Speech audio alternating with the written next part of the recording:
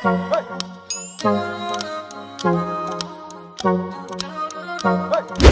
hello, what's up? It's your girl, Just Say Shan, and I am back with another episode.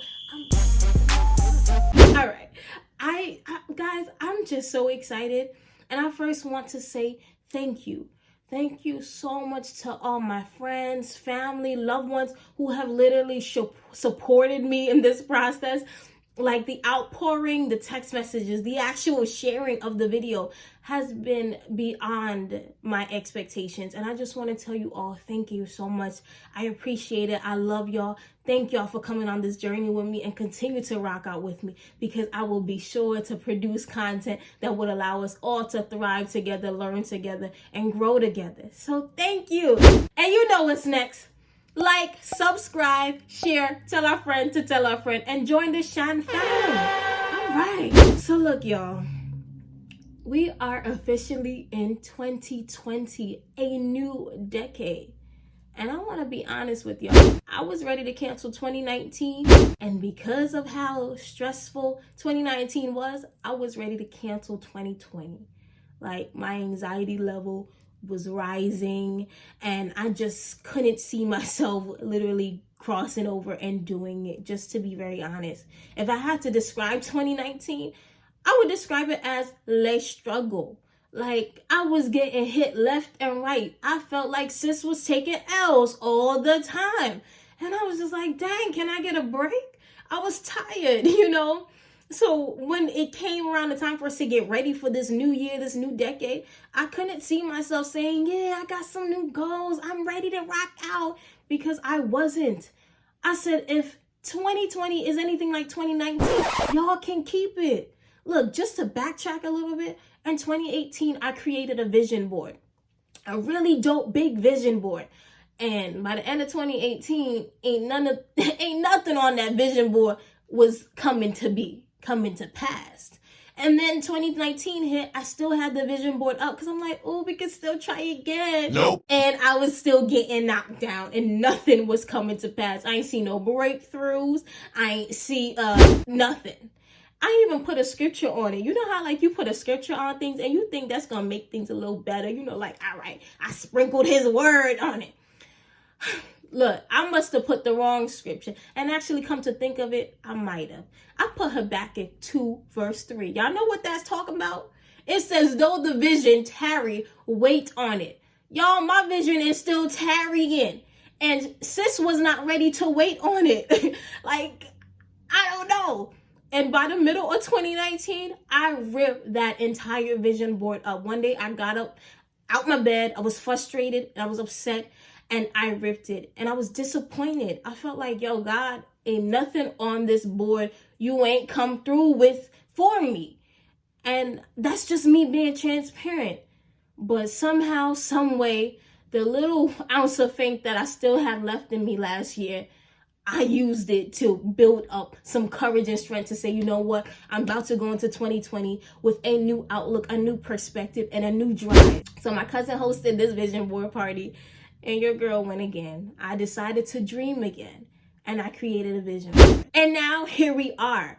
And I realized, you know, even with me creating this vision board, how am I going to protect it? And that's how this whole episode came to be. We write things down, we have these grand dreams and goals, but there's a level of protection that has to come into action in order to make sure that we stay focused. Because though we may write these visions or these goals down for this year, it doesn't necessarily mean that it may come to pass again. So those things I wrote in 2018, it doesn't mean they're not valid for 2020. But because I wasn't in the mindset to protect that, I couldn't see it. So your girl is ready to protect her vision, and I'm ready to help you protect yours too, because we are going into 2020 with vengeance. We are coming back to get everything that the devil thought we lost, because we did. So I have 5 amazing tips that I believe will help us to stay focused and on track to protect your 2020, and in the most cliche sense, your vision. So here we go. Tip number 1. You need to be intentional. I know you're saying, Shan, what does that even mean? To be intentional could look so many different ways. But Don't worry, I got you covered. I have come up with 3 elements that I believe are key to allowing us to being intentional when it comes to protecting our visions and our dreams. The first thing is to make sure that your goal is smart. And I don't mean that, you thought of it and you was like, ooh, that's different. Like nobody else got that going on. No, literally like the acronym. When I was an undergrad, I learned this whole structure and system to creating goals. And it's literally an acronym that if you keep close by, you'll stay on the right track. The S stands for make sure your goal is specific. And then M, make sure it's measurable. A, make sure it's achievable. R, make sure that it's relevant. And T, make sure that it's timely. If you make sure that you follow each and every one of those letters within that acronym, your goal will be right on track to making sure that you're intentional in protecting your vision and executing. And then the next thing is you need to make sure that you condition yourself through self-development. So that means that for me, my self-development may be different. So for me, it may be reading a book. It may be writing down on a piece of paper my thoughts. It may be surrounding myself with people that I believe will help to support my vision or are in places that are higher than where I am so they can elevate me. Now for you, you have to identify what that is. It may be speaking daily affirmations. It may be watching motivational speeches. Whatever it is, but you have to make sure that you condition yourself through self-development. And as you condition yourself and build up yourself to get ready to be intentional about protecting your vision, you'll start to develop tasks and habits that will bring you to a path where you're continuously doing stuff to make sure you get the results you're looking for. And that leads me to the third element of being intentional, which is compounding consistency. Can y'all say that with me? Compounding consistency. I know you're like, Shan, what is literally, it's not a math problem. It's not compounding interest. We're not going to do that here on this channel. We just not going to do that. No shade to anyone who love math, but we're going to keep it simple. Compounding consistency is where you do something over and over and again, where it will produce the result that you're looking for. We live in a world now where instant gratification is the new thing. But that doesn't really produce real fruit. Some things that you really want, you got to put in some work. So if you are consistent and it's compounding over time, you will make sure that you get the result that you're looking for. So compounding consistency is doing something over and over and again, and it will produce you the result that you're looking for. Now, tip number 2, you need to doubt your doubts. There are going to be days where what you have set out to do will seem too big. You may even start to believe that you can't do it. Your mind will start to run and wander, and you may just want to retreat. But I challenge you to challenge your doubts. You have to doubt everything that's negative that's going to fight against your vision in order to protect it.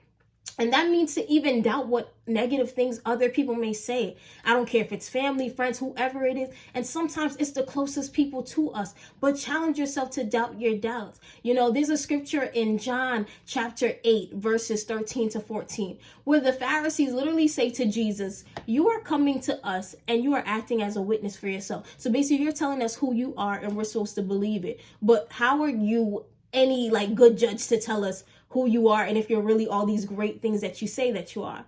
And Jesus simply says to them, I know where I came from. I know where I'm going. You don't know where I came from and you don't know where I'm going. And that's simply to say you need to know yourself. If no one else is sure about your vision, you have to be. And in order to be sure about your vision, you have to be sure about yourself, the skill sets that you have, and you have to be confident. And that's where you get to the place where you can doubt your doubts to protect yourself in this process. And now tip number 3, speak it and believe it. You're speaking it, number 1, to get it in your mind so that it starts to become a part of you, where you breathe that in daily, and then you even start to believe it. We just talked about doubting. So in order to combat those doubts, speak it and believe it. So allow that to build in your spirit so that you are confident in what you have set out to do.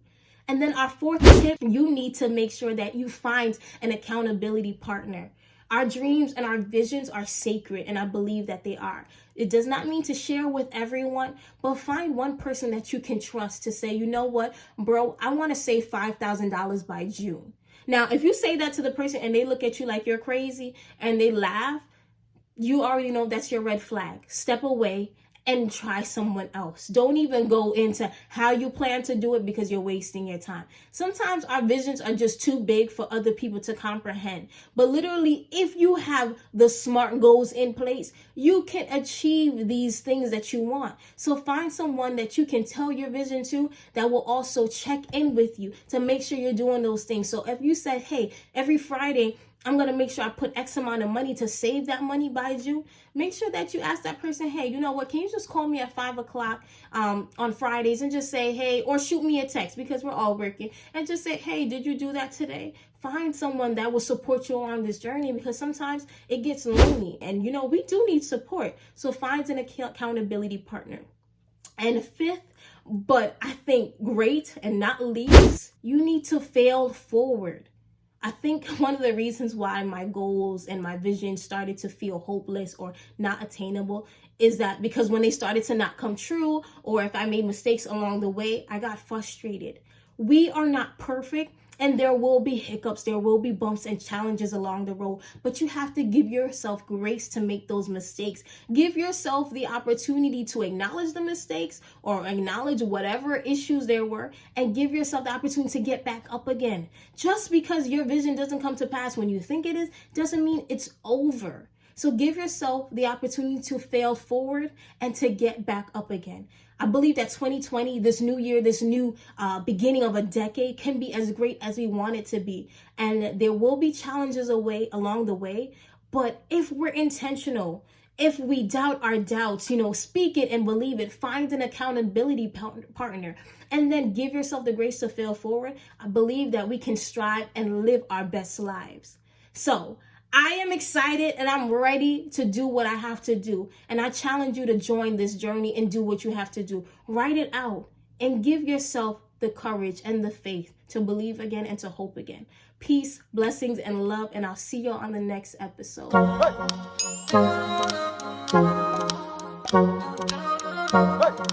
Hey.